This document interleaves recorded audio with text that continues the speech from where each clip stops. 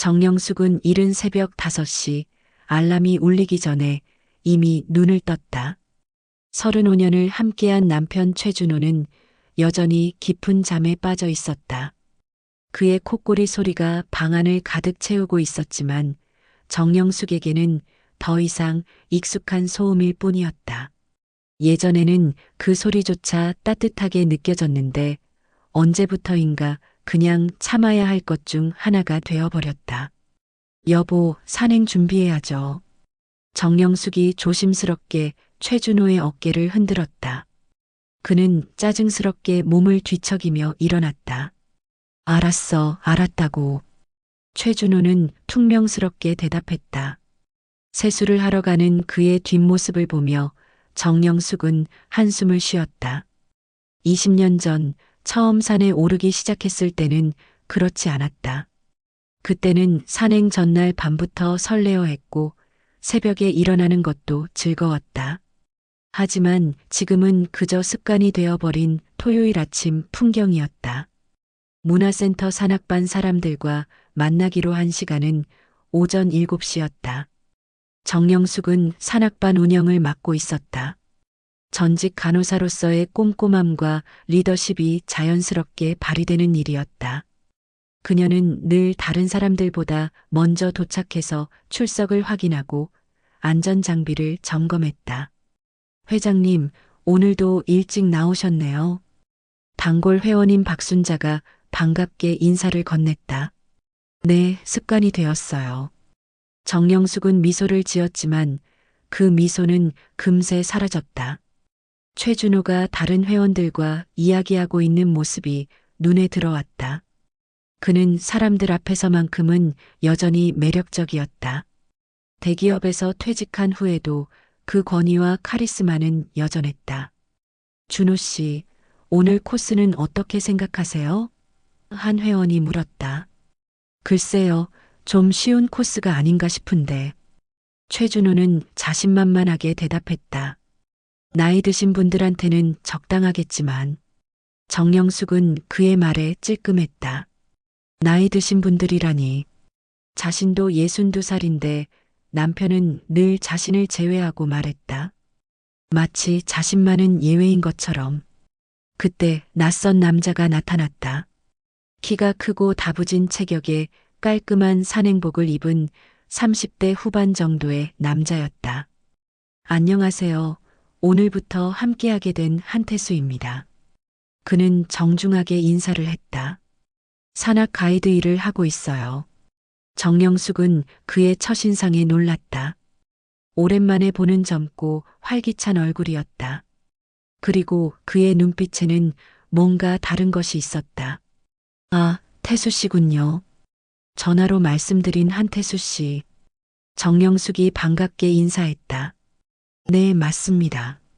그런데 한태수는 주변을 둘러보며 말했다. 이 코스는 나이 드신 분들께는 좀 힘드실 수도 있어요. 정영숙은 그 말에 순간 기분이 상했다. 하지만 동시에 묘한 자극도 느꼈다. 누군가 자신을 도전하게 만드는 말을 한 것이 언제 적이었던가. 그런가요? 저희가 그렇게 약해 보이나요? 정영숙이 웃으며 반문했다. 한태수는 잠시 정영숙을 바라봤다. 그의 시선에는 뭔가 특별한 것이 있었다. 마치 그녀를 다른 사람들과 구별해서 보는 것 같았다. 아니에요. 회장님은 달라 보이시는데요. 한태수가 말했다. 오히려 다른 분들보다 더 건강해 보이세요. 정영숙은 그 말에 얼굴이 달아올랐다. 언제부터인가 누군가에게서 칭찬을 들어본 기억이 없었다. 최준호는 늘 당연하다는 듯이 그녀를 대했고 다른 사람들도 그저 산악반 회장으로만 봤다. 산행이 시작되었다. 한태수는 앞장서서 걸었고 정영숙은 자연스럽게 그 뒤를 따랐다. 최준호는 다른 회원들과 함께 뒤쪽에서 걸었다. 이상하게도 오늘따라 정영숙은 발걸음이 가벼웠다. 산행을 마치고 돌아온 집은 여전히 조용했다. 정영숙은 등산화를 벗으며 오늘 하루를 되돌아봤다. 한태수와 함께 걸었던 시간이 자꾸만 떠올랐다. 그가 건넨 물병, 그리고 천천히 가세요. 무리하지 마시고라며 건넨 따뜻한 말들이 귓가에 맴돌았다. 오늘 새로 운 가이드, 어때? 최준호가 소파에 앉으며 물었다. 괜찮은 것 같아요. 경험도 많고 매너도 좋고. 정영숙은 담담하게 대답했다. 그래, 나도 그렇게 생각했어. 다음 주에 태수 씨랑 단둘이 좀 더 어려운 코스를 가보려고 해. 최준호의 말에 정영숙은 고개를 들었다. 단둘이요? 왜요? 남자들끼리 좀 더 험한 코스를 가려고. 너도 알잖아. 여자들이랑 가면 속도가 안 나잖아. 최준호는 당연하다는 듯이 말했다. 정영숙은 그 말에 서운함을 느꼈지만 별다른 반응을 보이지 않았다. 그런데 며칠 뒤부터 최준호의 행동이 이상해지기 시작했다. 여보, 오늘 늦을 것 같아. 수요일 저녁 최준호가 전화를 걸어왔다. 어디 가세요? 태수 씨랑 산행 계획 세우려고 만나기로 했어. 저녁도 같이 먹고. 정영숙은 핸드폰을 끊으며 고개를 갸우뚱했다. 산행 계획을 세우는데 그렇게 오래 걸릴 이유가 있을까? 하지만 의심하기보다는 남편이 새로운 친구를 사귀는 것을 긍정적으로 생각하려고 했다. 그런데 최준호가 집에 돌아왔을 때 정영숙은 뭔가 이상함을 느꼈다. 평소 쓰지 않던 향수 냄새가 났다. 그리고 셔츠 깃에 묻은 얼룩이 있었다. 여보, 이 얼룩은 뭐예요? 정영숙이 물었다. 아, 술집에서 맥주 마시다가 흘렸나 보네. 최준호는 대수롭지 않게 대답했다. 하지만 정영숙은 그 얼룩이 맥주 얼룩이 아니라는 것을 알고 있었다. 간호사로 일하면서 온갖 얼룩을 봐왔던 그녀였다. 그것은 립스틱 자국이었다. 다음 주 토요일 산행 모임에서 한태수가 정영숙에게 다가왔다. 회장님, 혹시 시간 되시면 따로 이야기할 수 있을까요? 한태수가 조심스럽게 물었다. 무슨 이야기요? 개인적인 이야기인데. 회장님이 많이 외로워 보이십니다. 한태수의 말에 정영숙은 깜짝 놀랐다. 외로워 보인다고요? 네, 항상 혼자 뒤처져서 걸으시고 남편분과도 대화가 별로 없어 보이시고. 한태수는 진심 어린 표정으로 말했다. 혹시 무슨 고민이 있으시면 언제든지 말씀하세요. 정영숙은 그의 말에 가슴이 뛰었다. 누군가 자신의 마음을 알아봐 주는 것이 이렇게 감동적일 줄 몰랐다. 그날 밤 정영숙은 최준호의 휴대폰을 우연히 보게 되었다. 화면에 메시지 알림이 떠 있었다. 걱정 말아요. 오늘도 그녀는 몰라요. 정영숙은 그 메시지를 보는 순간 온몸이 얼어붙었다. 그녀는 누구인가? 그리고 무엇을 모른다는 것인가? 손이 떨렸다.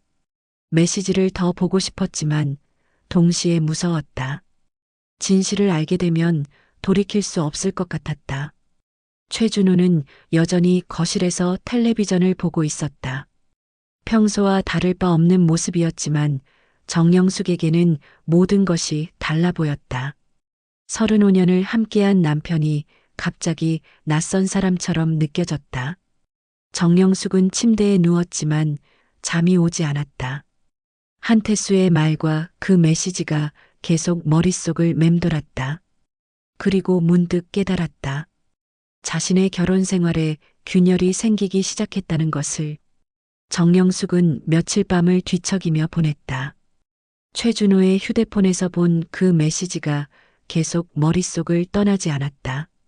결국 그녀는 용기를 내어 남편과 마주하기로 결심했다. 여보, 이야기 좀 해요. 일요일 저녁 정영숙이 최준호에게 말했다. 무슨 이야기? 당신이 요즘 누구랑 만나는지 알고 싶어요. 정영숙은 떨리는 목소리로 말했다. 최준호는 순간 굳어진 표정을 보였다가 곧 태연하게 대답했다. 무슨 소리야? 태수 씨 말하는 거야? 그 사람만요? 정영숙이 더 추궁했다. 당신 휴대폰에서 이상한 메시지를 봤어요. 메시지? 최준호의 목소리가 날카로워졌다. 내 폰을 뒤져봤다는 거야? 뒤진 게 아니라 우연히 봤어요. 걱정 말아요. 오늘도 그녀는 몰라요라는 메시지를요. 최준호는 잠시 말을 잇지 못했다. 그러더니 갑자기 화를 내기 시작했다. 그래, 맞아. 나 다른 여자 만나고 있어. 최준호가 소리쳤다. 그런데 그게 뭐 어때서? 넌 더 이상 여자 같지 않아. 정영숙은 그 말에 충격을 받았다. 35년을 함께 살면서 이런 말을 듣게 될 줄 몰랐다. 여자 같지 않다고요? 그게 무슨 뜻이에요? 언제부터인가 넌 그냥 동거인이야. 아내도 여자도 아니고 말이야. 나이만 먹고 매력도 없고 대화도 재미없고.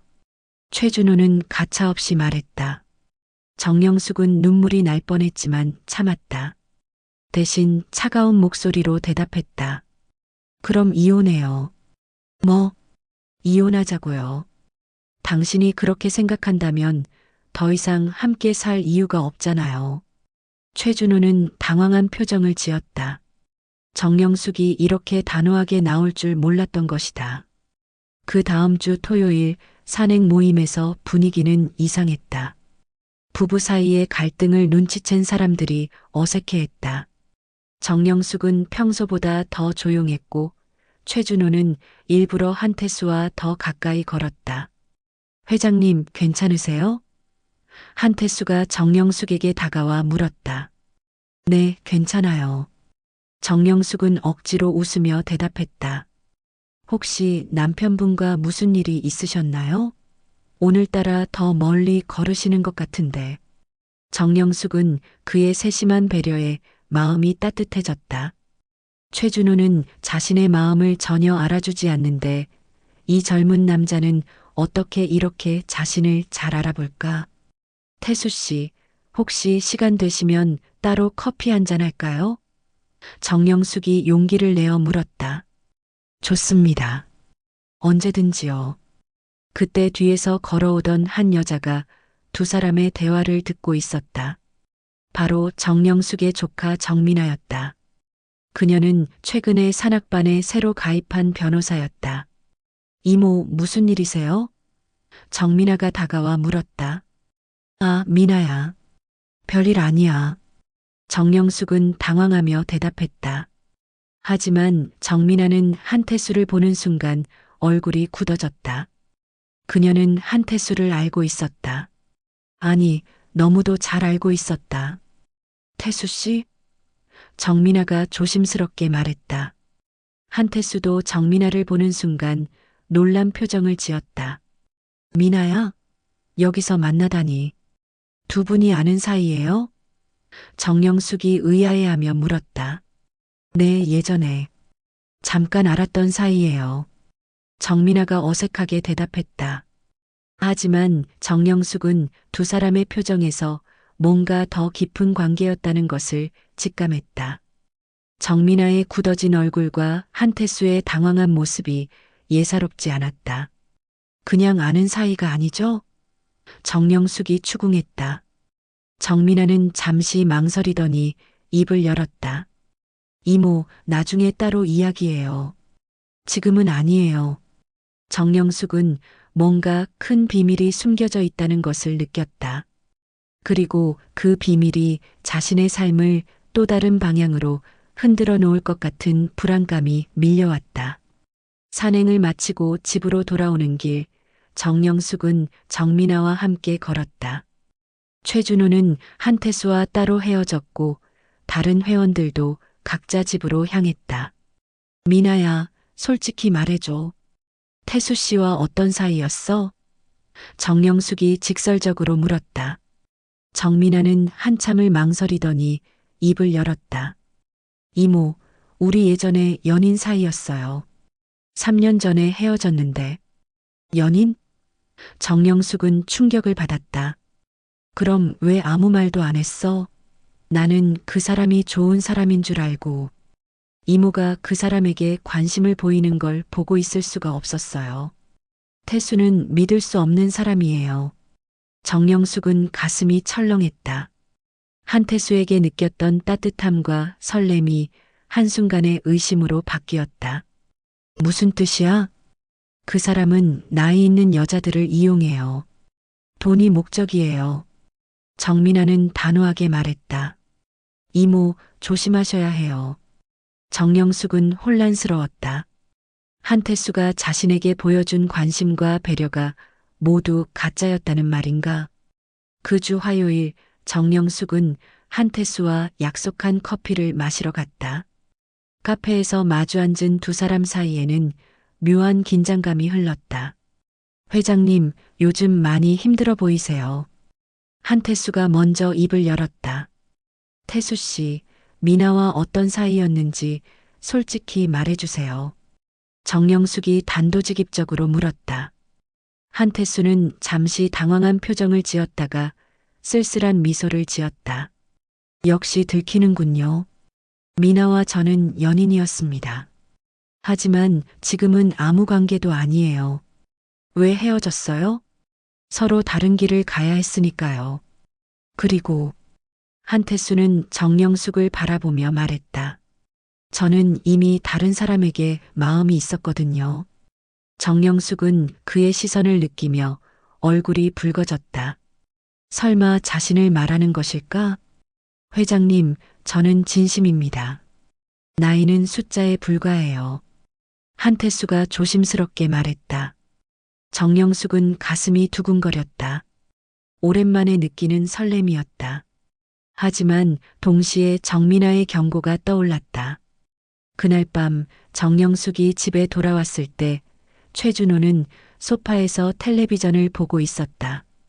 그녀는 남편에게 오늘 일을 말하고 싶었지만 이미 그들 사이에는 깊은 골이 패여 있었다.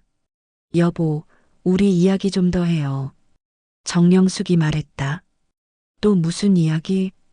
이혼 이야기요. 진짜로 이혼할 거예요? 최준호는 텔레비전을 끄고 정영숙을 바라봤다. 내가 먼저 이혼하자고 했잖아. 당신이 다른 여자를 만나니까 그렇게 말한 거죠. 그런데 정말 우리가 이렇게 끝나는 게 맞나요? 최준호는 한참을 생각하더니 입을 열었다. 영수가, 우리 언제부터 이렇게 됐을까? 예전에는 그렇지 않았는데. 저도 모르겠어요. 어느 순간부터 우리는 그냥 함께 사는 사람이 되어버렸죠. 두 사람은 서로를 바라보며 침묵했다. 35년의 결혼 생활이 이렇게 끝나는 것이 현실로 다가왔다. 그 다음 주 토요일 산행 모임에서 사건이 터졌다. 정민아가 갑자기 최준호에게 다가가서 소리쳤다. 삼촌, 이모한테 어떻게 그럴 수 있어요? 35년을 함께 살았는데. 미나야, 어른 일에 끼어들지 마라. 최준호가 화를 냈다. 저는 변호사예요. 이모의 이혼 소송을 맡을 거예요. 정민아가 단호하게 말했다. 최준호는 충격을 받았다. 딸처럼 아끼던 조카가 아내 편에 서다니. 너마저 나를 배신하는 거냐? 최준호가 흥분하며 말했다. 배신이 아니라 정의예요. 정민아가 맞섰다. 분위기는 순식간에 험악해졌다. 다른 회원들이 말리려 했지만 이미 돌이킬 수 없었다. 그날 산행은 중단되었고 정영숙은 자신의 삶이 완전히 뒤바뀌고 있다는 것을 느꼈다. 산행 모임에서 벌어진 일 이후 정영숙의 일상은 완전히 뒤바뀌었다. 최준호는 그날 밤 집에 들어와서 짐을 쌌다. 당신이 나가세요. 정영숙이 차갑게 말했다. 뭐? 이 집은 제 명의예요. 당신이 나가세요. 정영숙의 목소리에는 흔들림이 없었다. 최준호는 분노했다. 35년 동안 자신이 가장 노릇을 했는데 이제 와서 쫓겨나다니. 그럼 집값의 절반은 내 거야. 재산분할 소송을 하겠어. 최준호가 으름장을 놓았다. 하세요. 미나가 제 변호사니까 걱정 안 해요. 정영숙은 담담하게 대답했다. 최준호는 결국 집을 나갔다. 정영숙은 혼자 남은 집에서 눈물을 흘렸다. 35년의 결혼 생활이 이렇게 끝나는 것이 믿기지 않았다. 며칠 뒤 한태수가 정영숙에게 전화를 걸어왔다. 회장님, 괜찮으세요? 요즘 산행 모임에도 안 나오시고.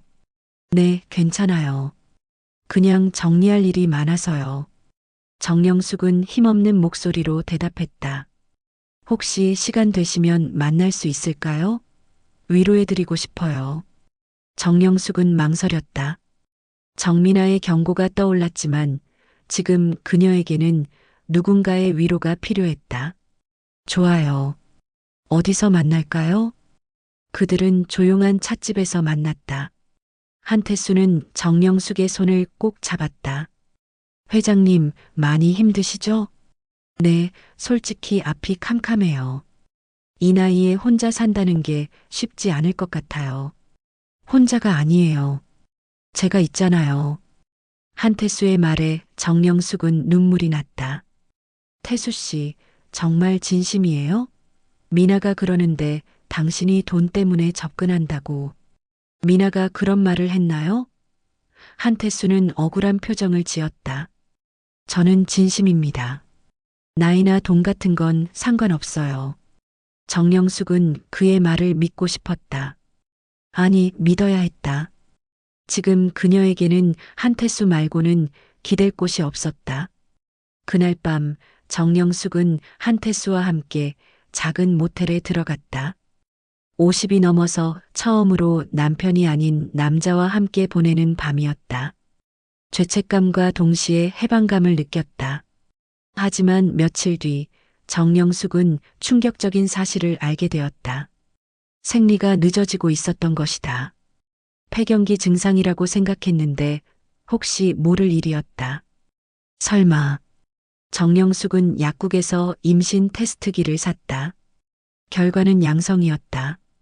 62살의 나이에 임신이라니. 정영숙은 절망했다. 그 다음 주 정민아가 정영숙을 찾아왔다. 그녀의 표정은 심각했다. 이모, 중요한 이야기가 있어요. 무슨 이야기?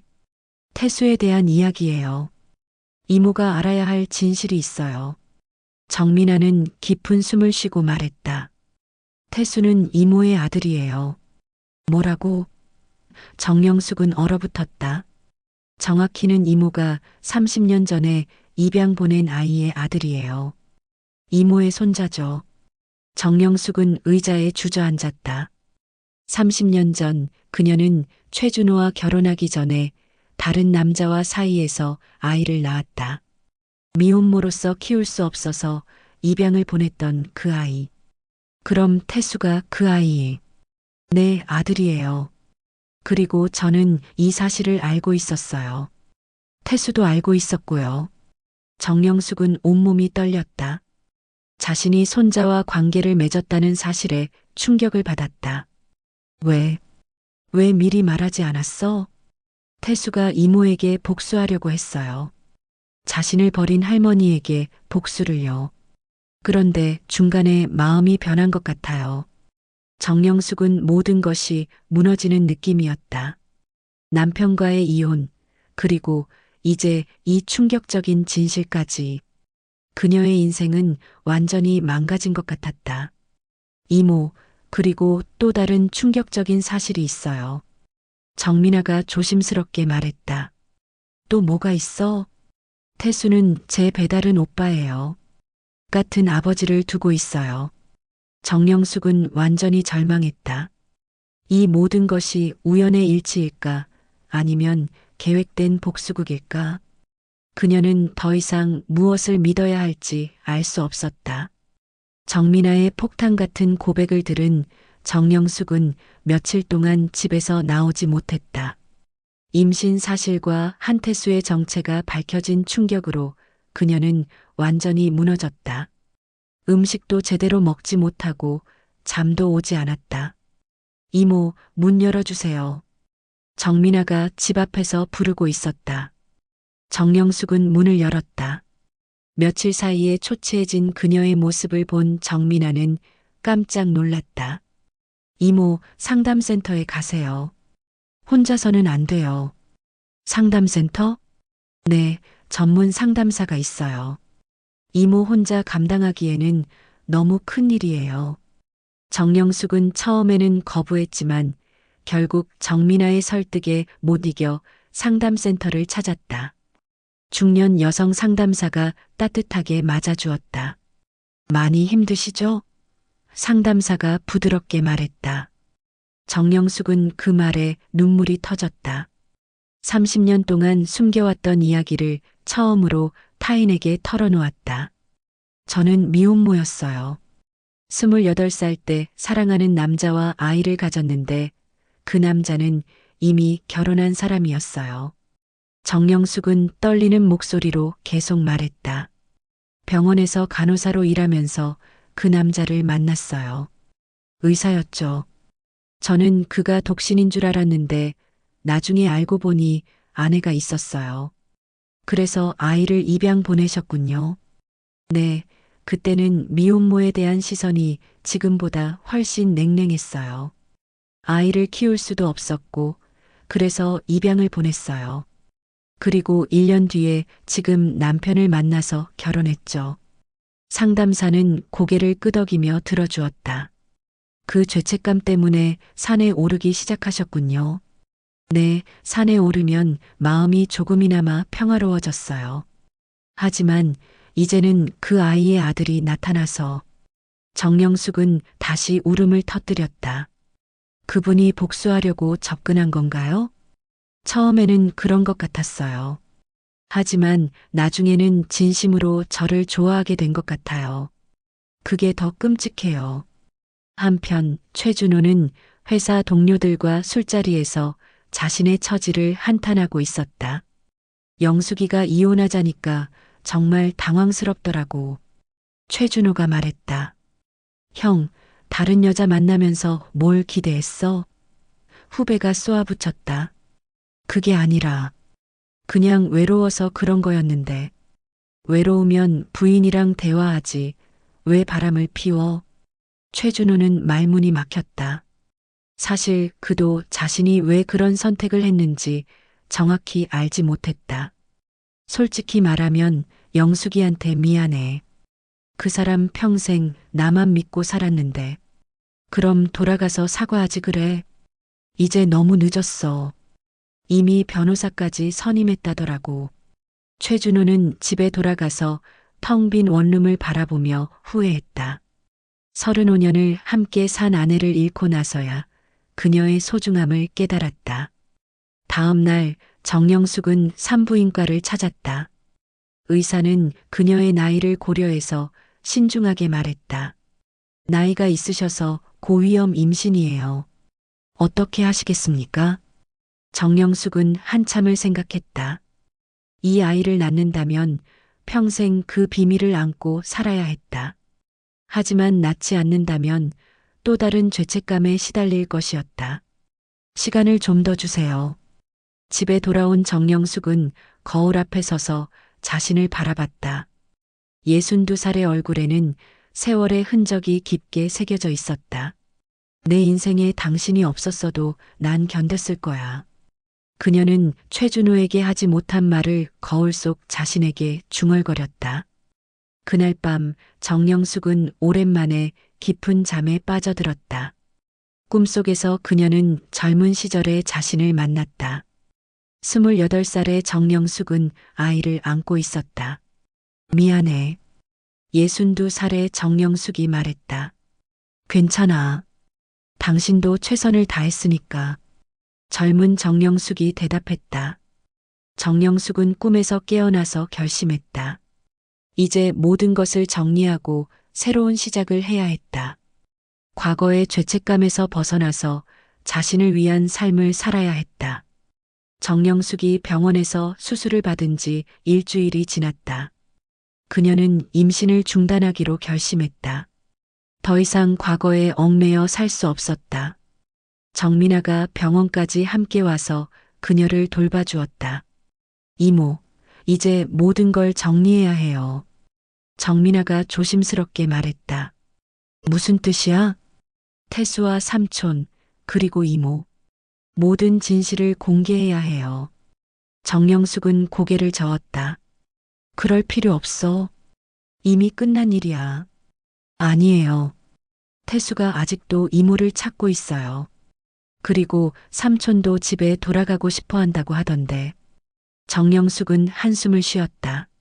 정말로 모든 것을 끝내려면 마지막 정리가 필요했다. 며칠 뒤 정민아는 모든 관련자들을 한 곳에 모았다. 조용한 카페의 룸에서 정영숙, 최준호, 한태수가 마주 앉았다. 분위기는 차가웠다. 왜 우리를 불렀어? 최준호가 정민아에게 물었다. 모든 진실을 말할 때가 되었으니까요. 정민아는 단호하게 말했다. 한태수는 불안한 표정으로 정영숙을 바라봤다. 정영숙은 그를 쳐다보지도 않았다. 태수 씨, 먼저 말해보세요. 왜 이모에게 접근했는지. 정민아가 촉구했다. 한태수는 한참을 망설이더니 입을 열었다. 처음에는 복수하려고 했어요. 그의 목소리는 떨리고 있었다. 뭐? 최준호가 놀라며 물었다. 제 아버지가 정영숙 씨가 입양 보낸 아들이에요. 아버지는 평생 친어머니를 원망하며 살았어요. 정영숙은 고개를 들어 한태수를 바라봤다.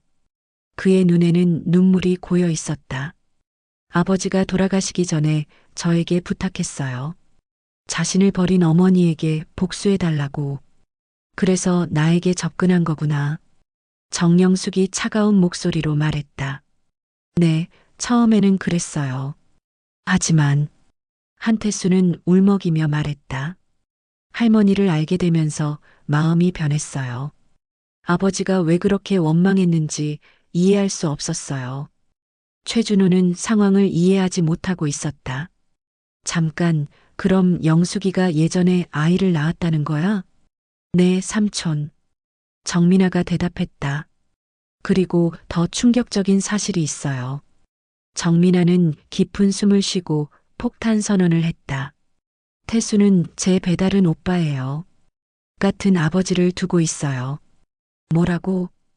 정영숙과 최준호가 동시에 소리쳤다.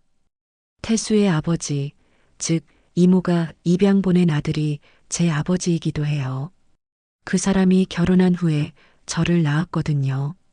한태수도 놀란 표정이었다. 그럼 미나가 내 고모뻘이라는 거야? 네, 그래요. 그리고 저는 이 모든 사실을 알고 있었어요. 정영숙은 충격에 빠졌다. 정민아까지 이 복잡한 관계에 얽혀 있었다니. 미나야, 너도 나를 이용한 거야? 아니에요, 이모. 저는 이모를 보호하려고 했어요. 태수가 복수하려는 걸 막으려고 했던 거예요. 그럼 왜 미리 말하지 않았어? 말했다면 이모가 견딜 수 있었을까요?